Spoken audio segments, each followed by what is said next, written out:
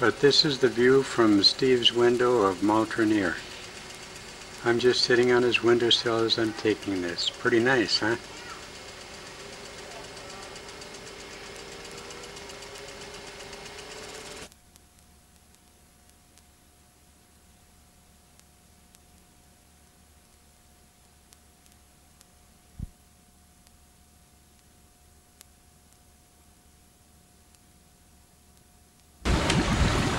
Bottom fish, 3 bottom fish, 1 lingcod, 2 sea bass. Okay. Any tags? No. Okay.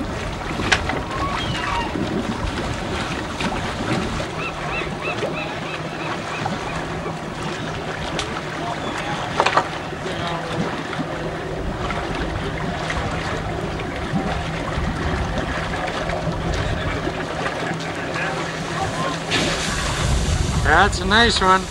Yeah.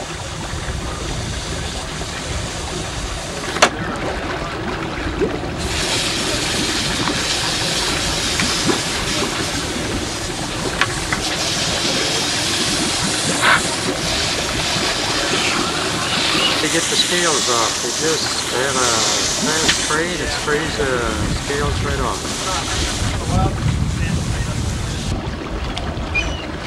That one was a tag fish, and this is a person from the fisheries department.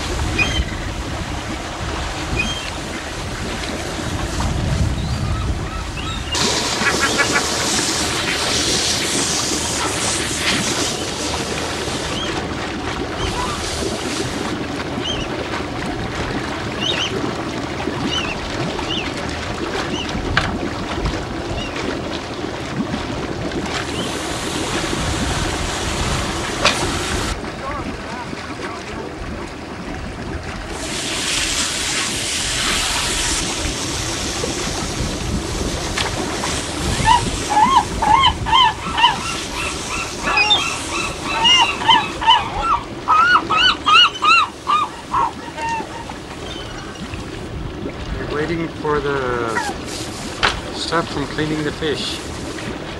Cooler.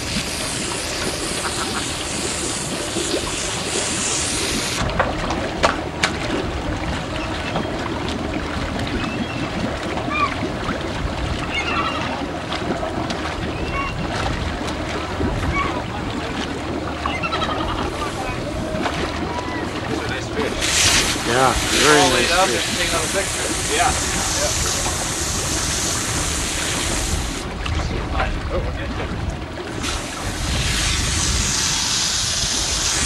That's a nice limit of silver salmon there.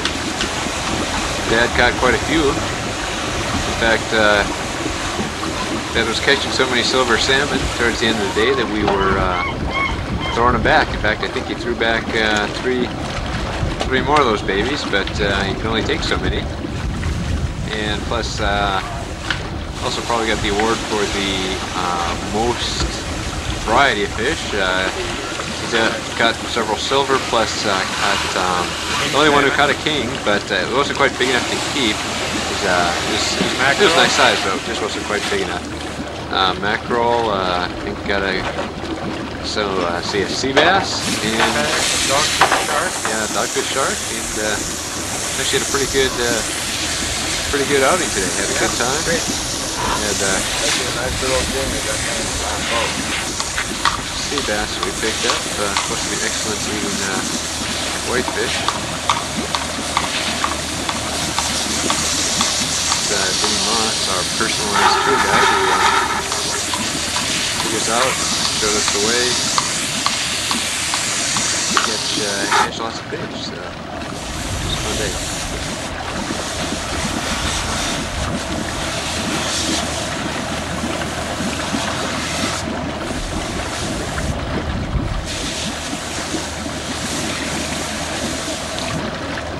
Right there, the Denny is told us was a pretty amazing netting job. Gonna give us a kind of a detailed description of that net of that fish there, Denny? That netting job was superb.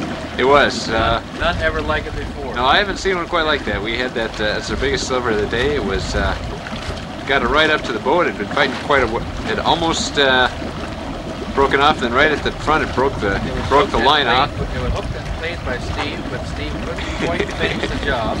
So Denny caught it as it fell off the line. So it's a very impressive catch. And the ling cod.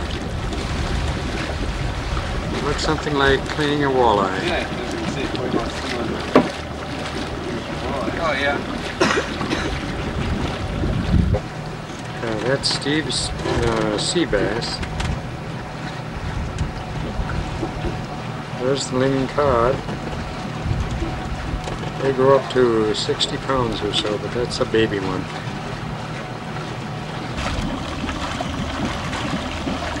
Here's our limit of salmon, and as you can see, this is a very large cooler, and they pull it up quite nicely, like the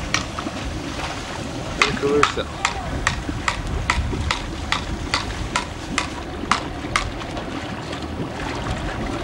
Here's the guide, the Cork with his good catch of fish. Oh, did I catch a lot of fish?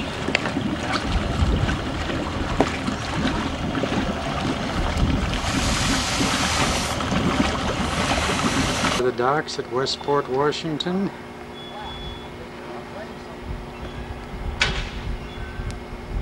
Some of the fishing boats that go out of here.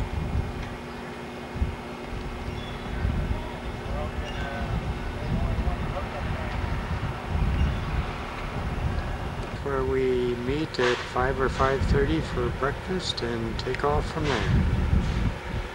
Launch area that's right next to the docks. Butchering lesson here from Jim and how to clean a salmon. Pretty easy stuff here. I don't know how good my knife is, but we'll just chop them up like this.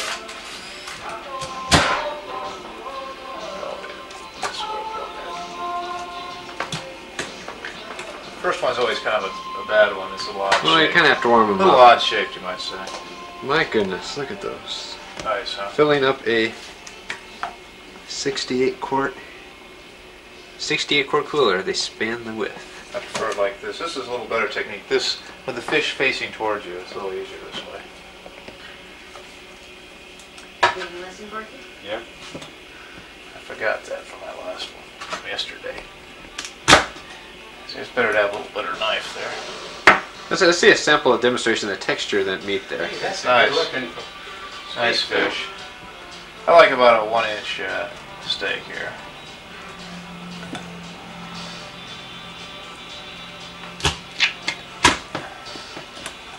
Let's see that meat there. Pretty nice, the rich red meat there.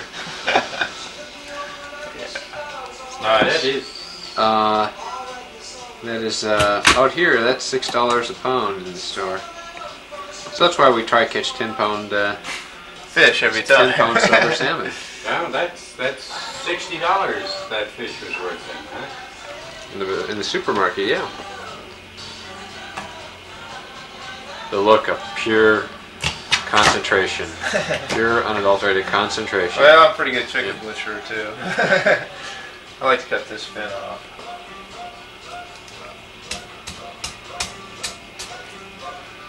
Technique only. For all you people who are laying on your side while you're watching this video, now everything looks upright for you. There we go. Pretty easy, isn't it? Next we'll have Steve cut them up. You notice the technique of breaking through the bone there? Not everybody can do that. I was on a chicken demonstration one time and I won first prize. Chicken butchering, of course. I remember that from the farm. Chicken cutting up. Cut the heads off, and all that good stuff. This knife isn't quite as good as my other. Yeah, I like that butcher knife a little better. But I broke it. I mean, you're kind of getting a little off here, Steve, aren't we? Breaking the meat down a little bit. No, it's looking good. We'll get them packaged up. Yeah, but the knife's not quite as good as the other one. There's a nice one for you. Nice.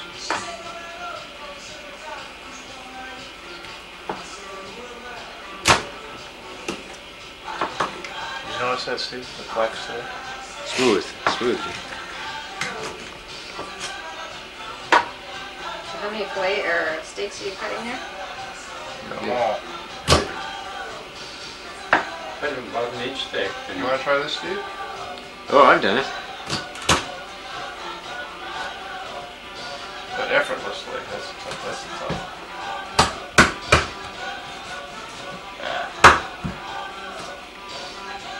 That's it.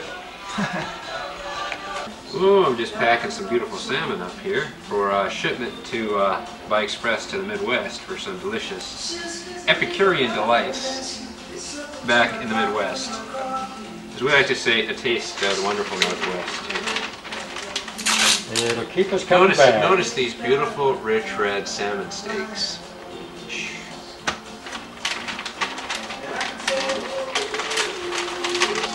Almost gauged our saran wrap. Alright. What did you say, Mom? This is a baggie? Okay, quiet, romantic dinner with Mom at home. Dad, you take these out, okay? Got it. These babies here. That Nice, juicy salmon steaks. and some German wine. German wine.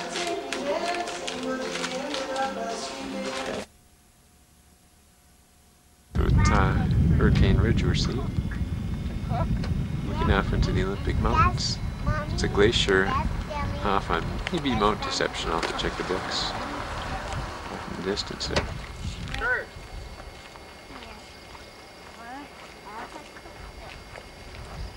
Panoramic view here of the Olympics.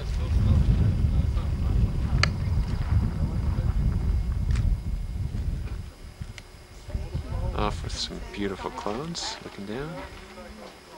One thing about this area is that you never know when you might even see a little wildlife. Well, what do you know? What do we have right here? Kurt, did you see the eagle? No. Where, Deer? you know that? Looks like a Oh, I was at the car. real deer. I told you where I was going to go look for it, didn't I? Did you always come on, probably?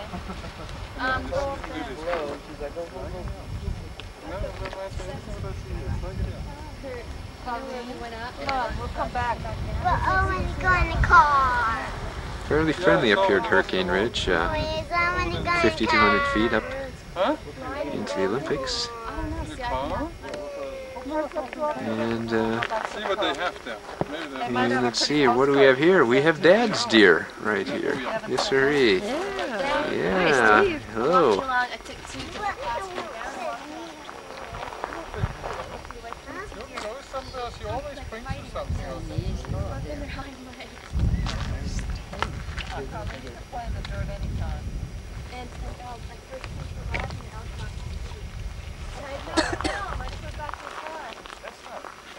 Oh, another one here.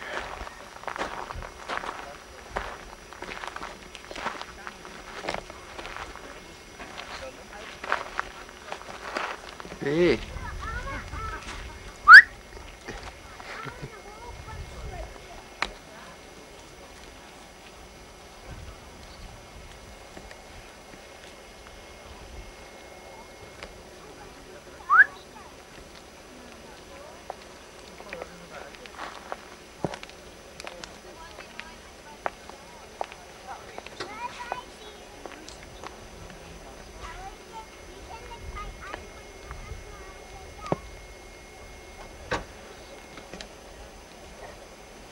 Here we are at That's Hurricane Ridge, looking off, and right up there, narrowing in on that is Mount Olympus.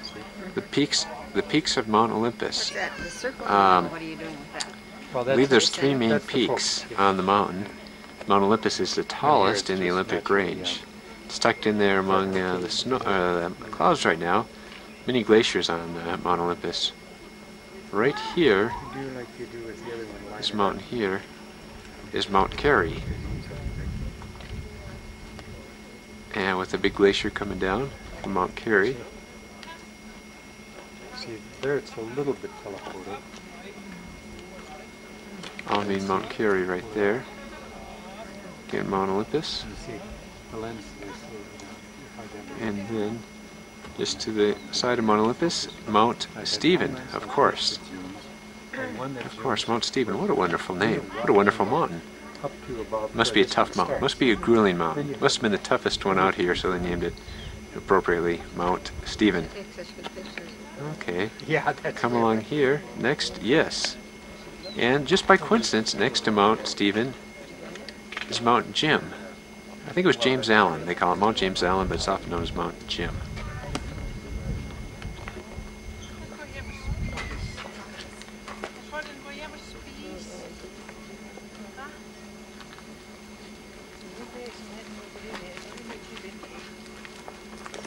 Map here we can confirm which mountains these are.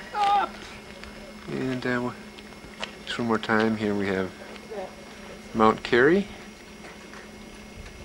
Mount Olympus, Mount Stephen, and Mount James Allen. Let's check the guide here. Yes, here it is. Oh. Okay, yep. There we go. That's oh. Yeah, those mountains there. And again, as we were saying, we're looking at here Mount Carey, Mount Olympus, the tallest.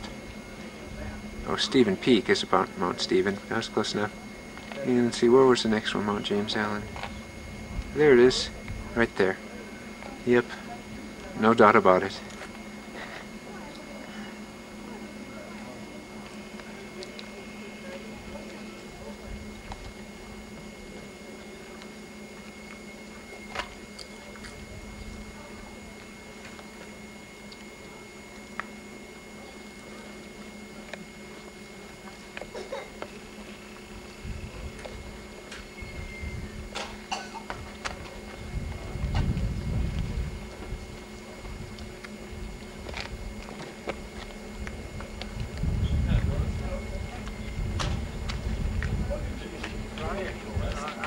It's approximately a 120-degree panoramic shot.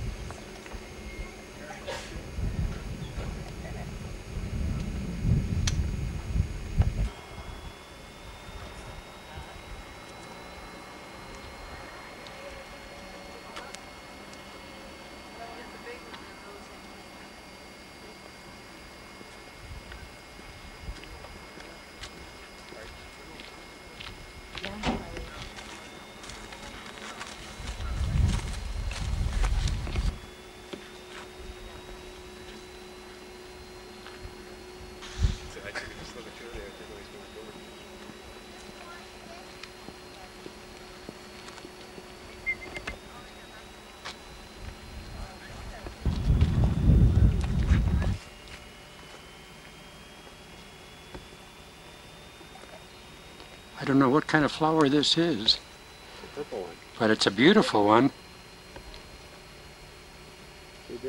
Wildflowers in the meadow. A deer in the background. Right behind you. Oh. Oh dear. What you doing, dear? Posing.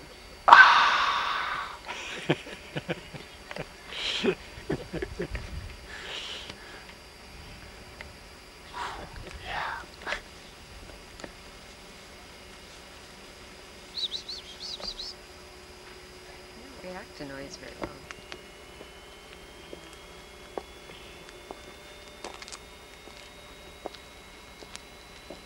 My pumpers didn't work out going up there.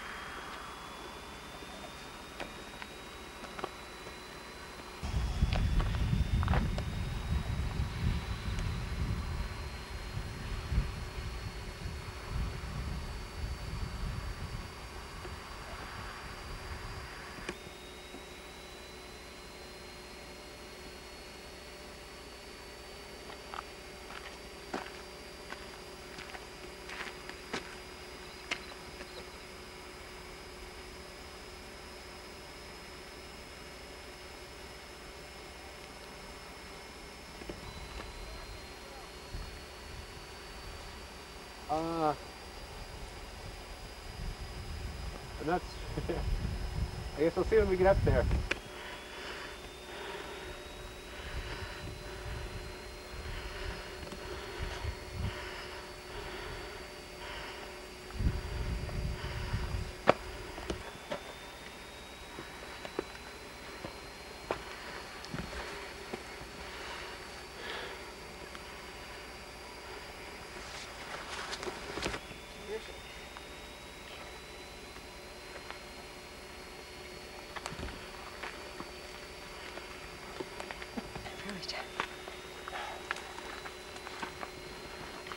Beautiful day.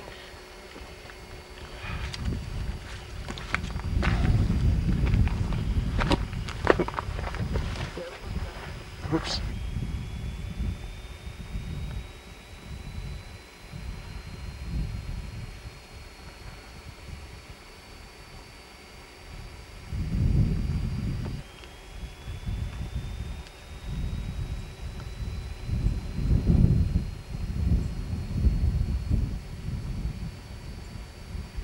In the foreground, and way off in the background you can just barely make out Vancouver Island. Yeah, it's a little bit hazy today. At the lower elevations, but it's doing a great job. Here comes Romayne and Steve walking up the steep hill, not even puffing. Most of it we run. At least Romayne isn't puffing. Ladies first. Do you want to say anything to the camera or to the studio audience? It's been a beautiful day. It's been fantastic. And you can tell a real climber when you see one, because she can even do it in heels. Low heels. Yeah, there they are.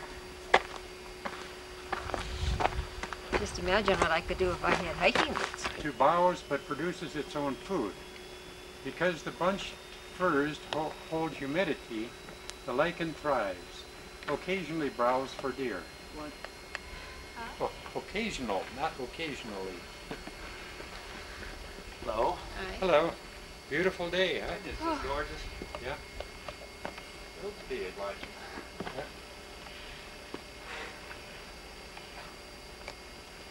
It's a workout, isn't it? Aerial shot, Hurricane Ridge. I think they're trails. Because the closest you can get to Mountain by road is 20 miles.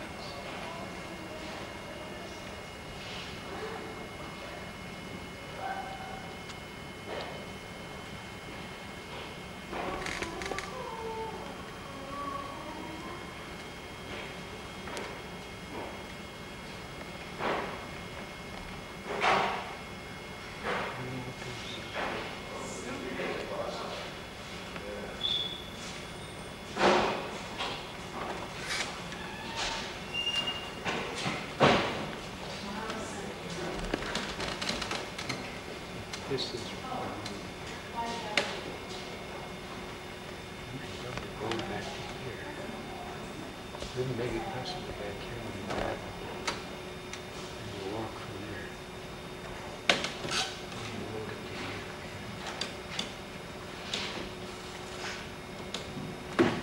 Or the dotted outlines is the outlines of the forest.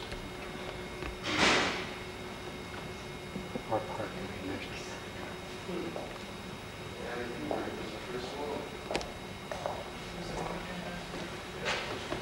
There's Mount Eleanor, where Robert J., Jim, and I climbed to the top. It's right next to Mount Washington. The rock star.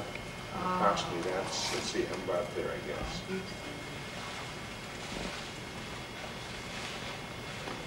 See, there's the show roads.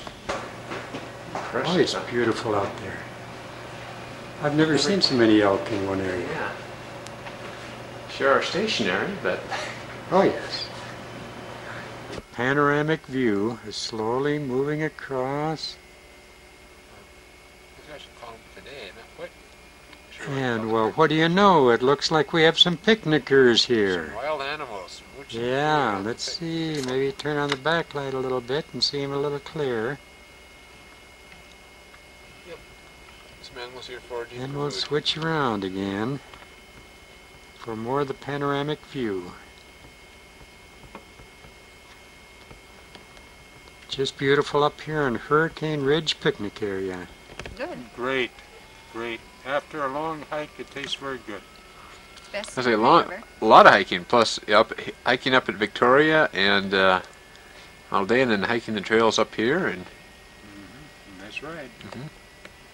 Best scenery ever. yeah, good stuff here.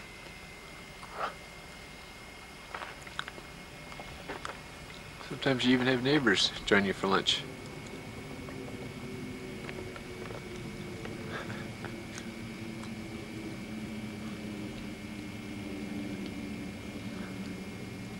He's enjoying his dinner.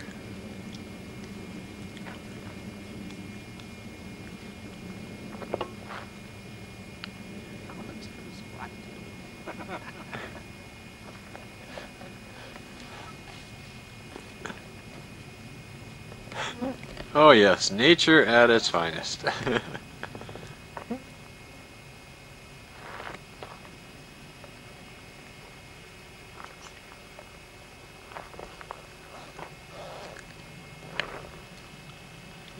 Just barely got the peaks there from Mount Olympus from our picnic ground just beyond Mount Carey. Man, for the panoramic view back to the picnickers.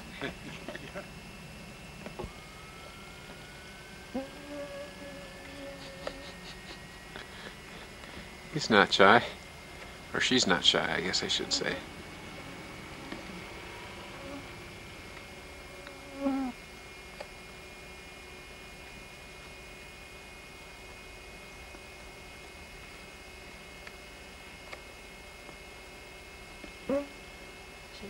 We're in the drive up to Mount St. Helens.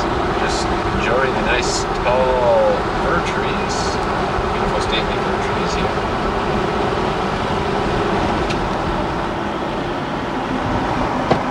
Around the corners, swinging and swaying. The windy road up here. Luckily we have a smooth riding family rig like the 4Runner. Yeah, over on the side you can see the gray, which is from the ash from the eruption.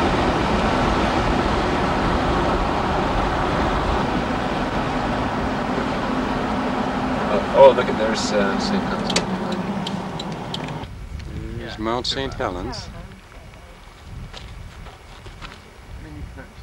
And here's the blowout zone. Blew out. Yeah.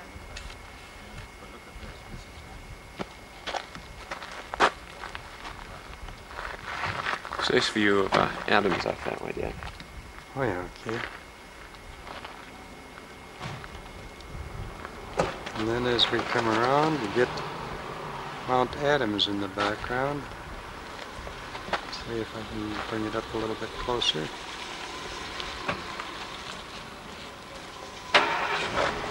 No, that's a cloud. Trees right off. No. Look down. There to we the go. left. There it is. Okay. That's Mount Adams. It's a 12,000 footer. It's the second highest in the state. Mount St. Helens used to be the 4th highest in the state. Now it's about 30th. Yeah. After 1,300 feet got blown off the top.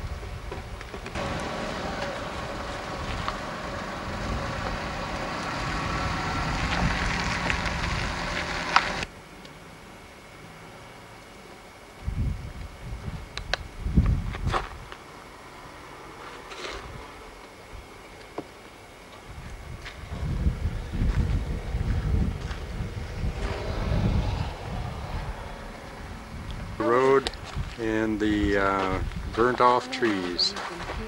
We're going to drive up to about here. This is about Weeded out trees. So it goes for long.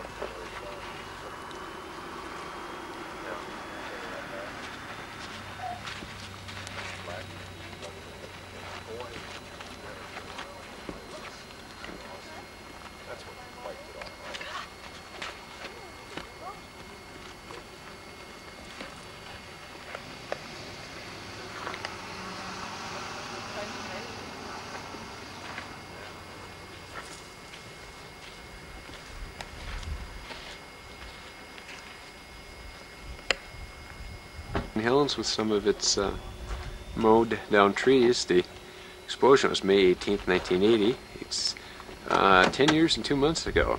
Still not much vegetation, although there's starting to come some to come back. Now looking down at one of the most pristine lakes in the Northwest was known as Spirit Lake. Here we have a look at Spirit Lake now. Just one big area filled with logs and kind of dammed off. You can see over here, the lake is just packed with dead lumber.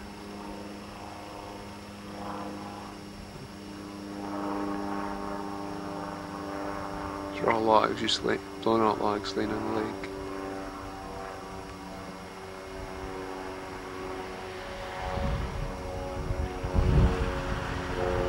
And that's Spirit Lake. Formerly one of the most pristine lakes in the Northwest.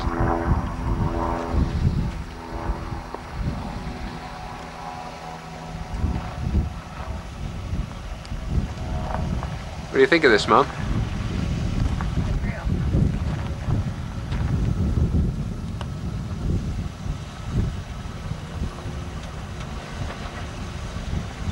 What about yourself, Dad?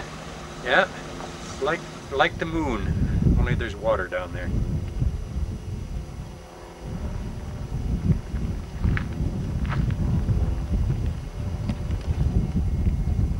I guess my 5th summer here at the mountain, and I really enjoy this job. It's a great job to have. You get to see the changes from year to year. But I'll tell you, I was up here on last Wednesday, and what a miserable day. You folks picked a great day to come up here. On Wednesday, it was raining, it was freezing up here, and we couldn't see beyond the windscreen. We didn't catch a glimpse of the mountain or Spirit Lake. So you picked a great day to come in here. Got a few questions for you. Got to find out if you know where you are. Well, that's Mount St. Helens up there, right? The big gray one with the hole in the middle. What was that mountain when you drove up here? It's now directly across from us in the parking lot. What's that mountain over there? Adams, Rainier, Adams, Rainier. It's Adams. Yeah, sometimes there's a little bit of an argument about that. That's Adams that way, but you'll see Rainier as you drive out. From here, it looks like it has 2 bumps on it, and it's up north. And maybe, it's a little bit hazy today, maybe as you drove in, you saw the pointy one down south. You know which one that is?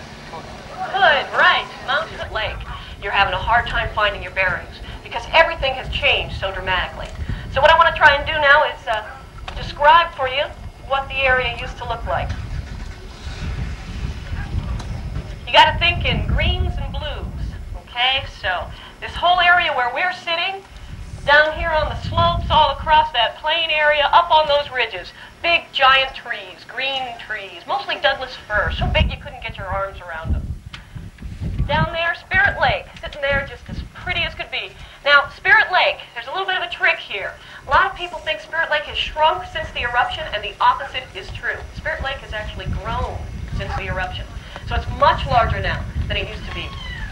That's because an avalanche that I'll be telling you about in a minute. Avalanche came down off the mountain and filled in the river, the outlet for Spirit Lake. So Spirit Lake actually grew. And if you look down there, and some of you might have to stand up to see it, but the old shoreline of Spirit Lake is about where those two islands are towards the end of what we can see as Spirit Lake. So that's about where the old shoreline was. Plus that, everything has been raised up about 200 feet. The avalanche again that came down filled in the bed of Spirit Lake and raised the lake 200 feet. So it's quite a difference from how that because she was a symmetrical cone, perfectly symmetrical, you can put your hands up on either side of the mountain, follow the slopes with the palm of your hands, and you can reform the peak of Mount St. Helens to get an idea of how big the mountain used to be. It was 1,300 feet higher than it is today. Always covered with glistening white snow around the top of it. Still have snow up there today, but you can see it's getting covered over with the ash. Looks kind of dirty. So St. Helens, most beautiful mountain in the Cascades, and I have a picture here to prove it. What the mountain used to look like.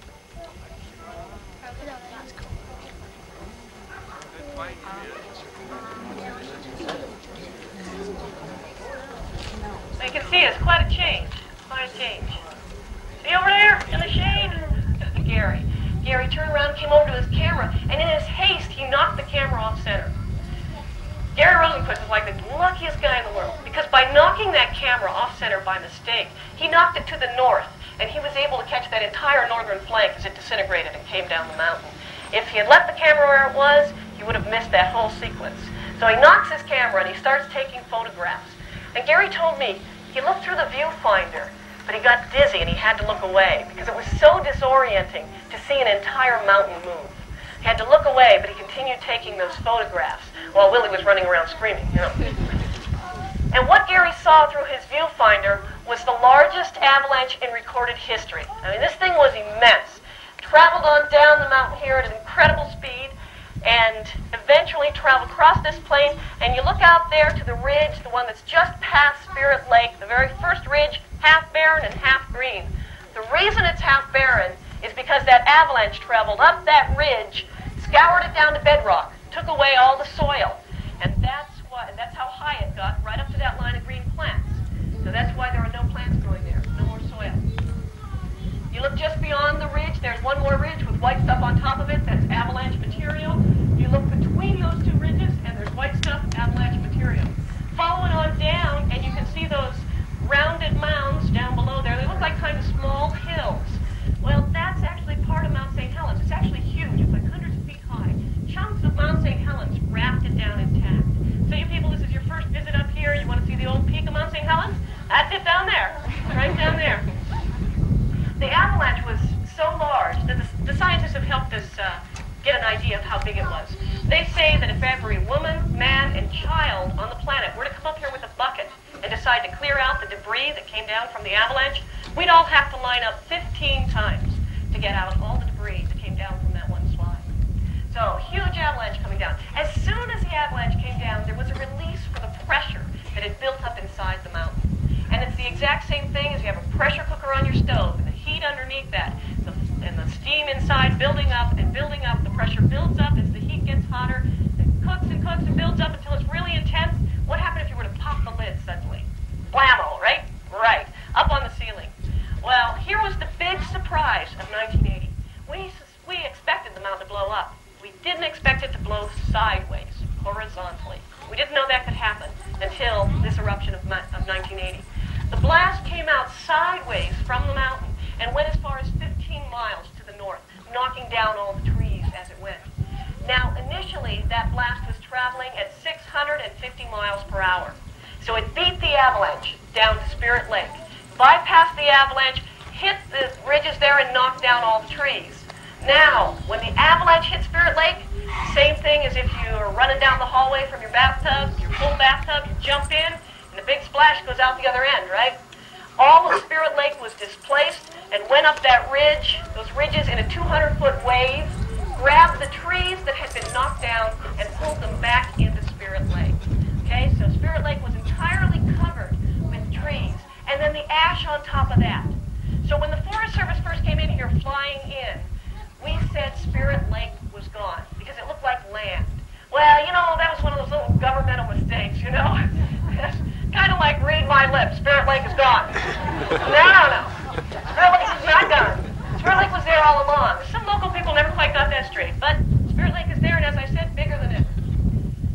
So the lateral blast continued out. It spread out in a fan around the mountain, and the reason that it stayed close to the ground, hugging the ground and roller coasting over the hills, was because of the debris in that blast cloud.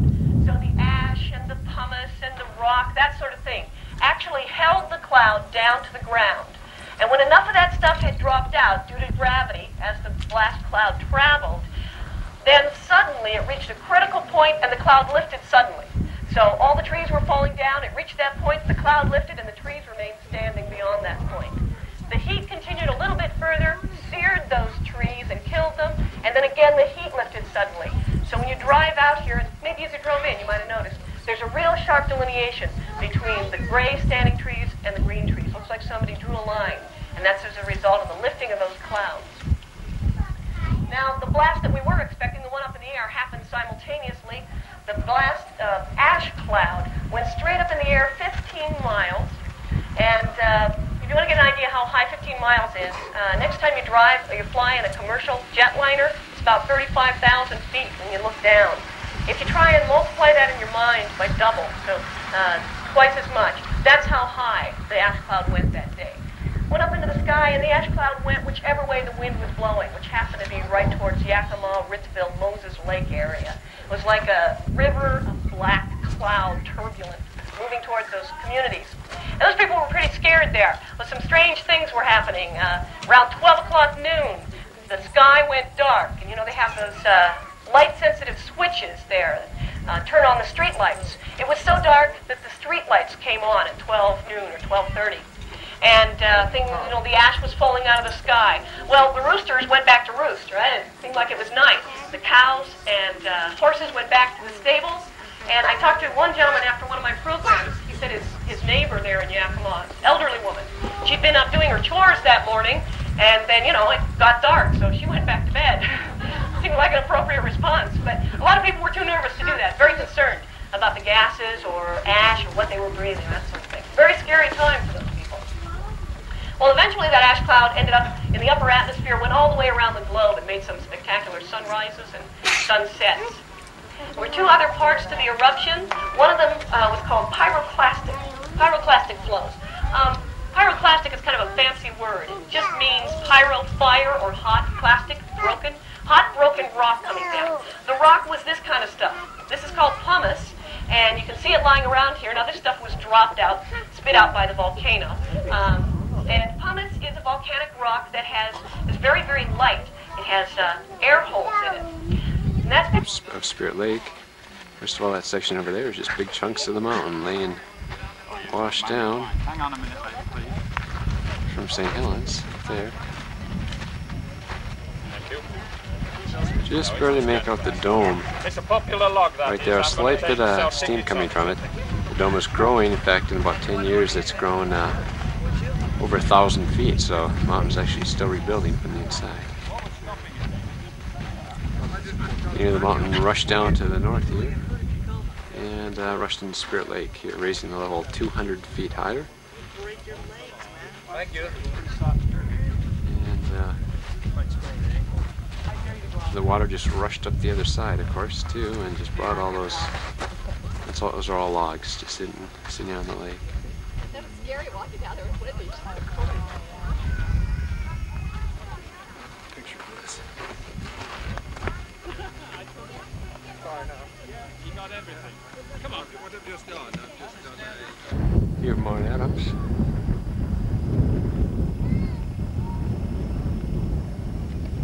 Tops in the clouds.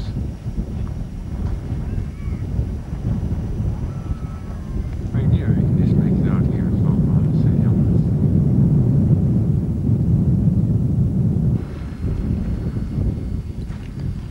There's a rugged photographer there.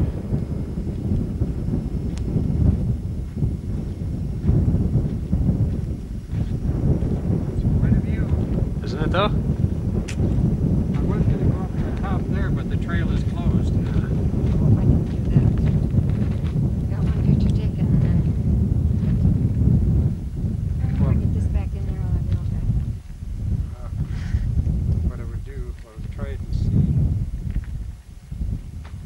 see. Hey, well, here we are at Mount St. Helens, of course, nice view, and I climbed this last year with a couple buddies of mine, Jim and Joe Van Cara. I'm living with Jim now.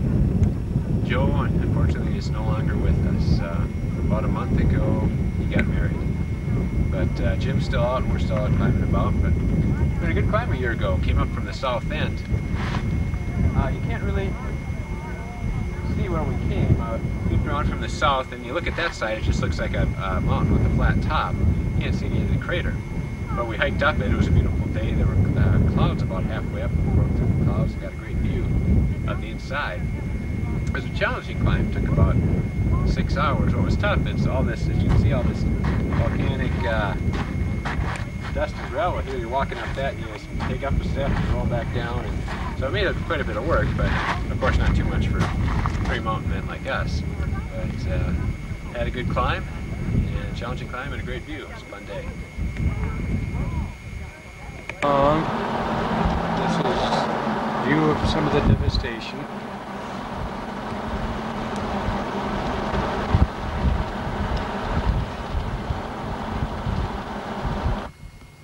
That is Mount Adams, All around here you can see the scorched earth policy.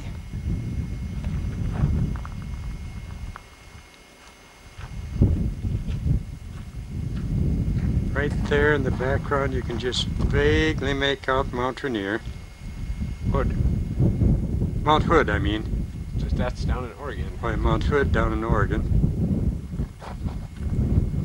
As we go around you can see more of the scorched earth and the trees lying down. Pretty soon up here, there we come on to Mount St. Helens with the top blown off. That used to come up to a point 1,300 feet higher than it is now. It's quite a sight. Now I will start out with Mount Adams and go the other direction. You can just see the devastation.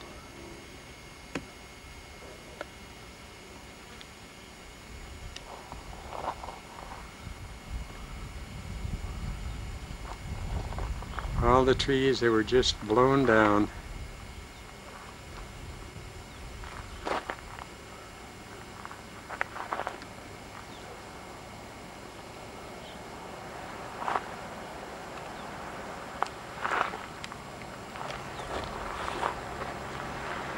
We go all the way around to the point where we see Mount St. Helens again. So you got a 360-degree panoramic view.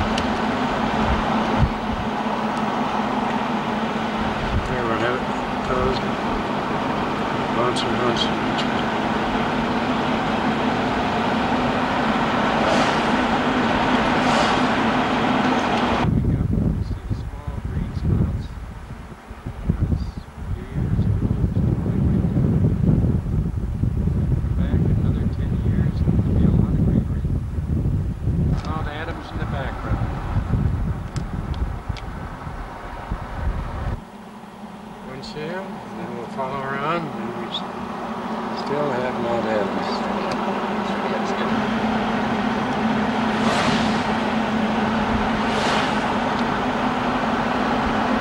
And this is quite a number of miles away from where the eruption was.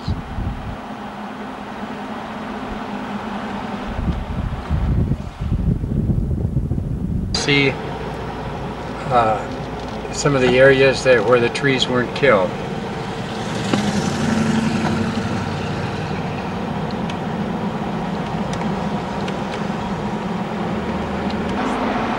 I think it took a comb and mowed it down. From the eruption was 650 to 350 miles per hour in the closer areas and just blew all the trees down.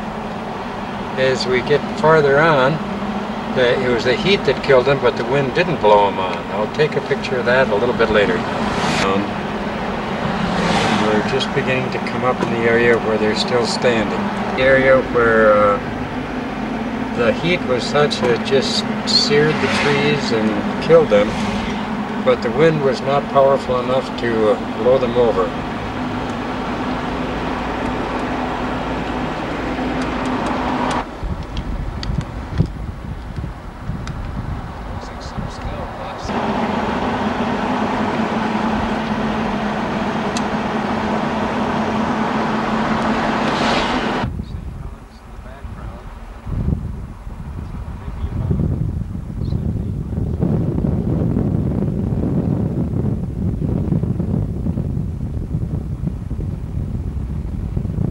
All of a sudden the heat cloud lifted and these trees were left undamaged, maybe just a little singe. And then a sudden point where all of a sudden everything is dead, and some of it knocked over and some of it just standing.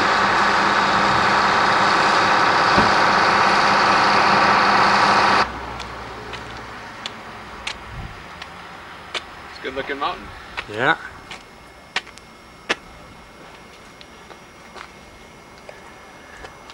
There's old Mountaineer.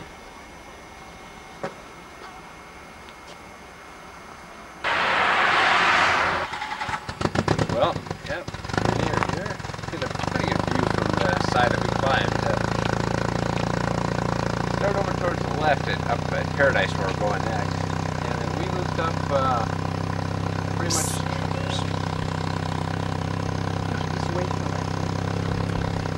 It's covered with glaciers present year-round. That peak right there to the right, that's called Little Tacoma. Actually, Mount Rainier was called Mount Tacoma by the Indians. Actually, you can see quite a bit of the area where we climbed it when I climbed it with the combat controllers. We started about in here. I sent her a picture. A little bit low. Yeah, about right in the middle there. First day we hiked up over the snowfields up to this area right about there. That's called Gibraltar Rock. We camped out at the base of that. It's about a 6-hour climb up to there. Then when we started climbing, we kind of looped up through here. That's the Ingraham Glacier that's coming down there. Started climbing up that, and our plan was to go to climb straight to the top following the Ingraham Glacier. However, the crevasses had opened up too large. Sometimes, anywhere 10, 20, 30 feet across and 100 or a couple hundred feet down. So we had to loop around to the back side there to take the Emmons Glacier up and summit it up going up through there to the crater rim. Which is a pretty challenging, with all the detouring we had to do, it was actually a pretty challenging long climb. About 10 or 11 hours from where we camped up to the top.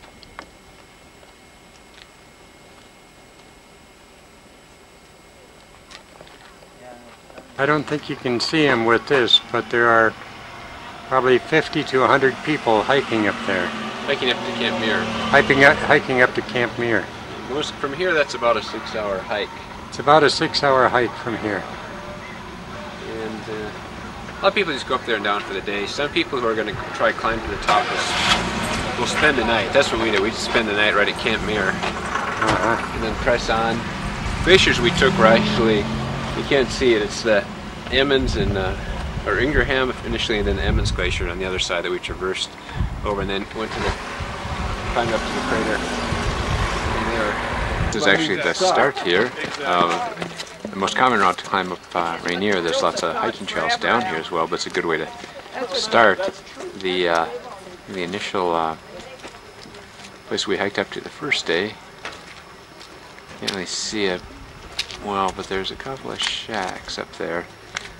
Right, there's a little peak there on the right side of the picture, and then it kind of swoops down. Right up there, there's a couple of shacks. About a 6-hour, really steady 6-hour hike up to there. From here, you do a little bit faster if you're not carrying a pack. But then from there, looped up behind. Actually, the glaciers we climbed up were on the other side of this. This is Gibraltar Rock. We kind of looped up behind. Yeah, looped up behind that, cutting across a couple of glaciers, then right up to there. That's the crater rim is right in the center there. Now this area to the left, that's called Liberty Cap. That's not actually the tallest. The tallest is just behind the crater rim there. It looks a little bit taller here at Liberty Cap because it protrudes towards our side. This is the Nisqually Glacier, one of the most jagged, rugged glaciers on the mountain.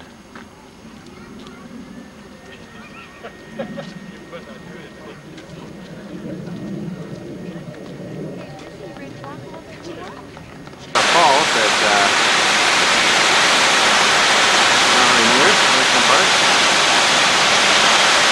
There's some glacial runoff from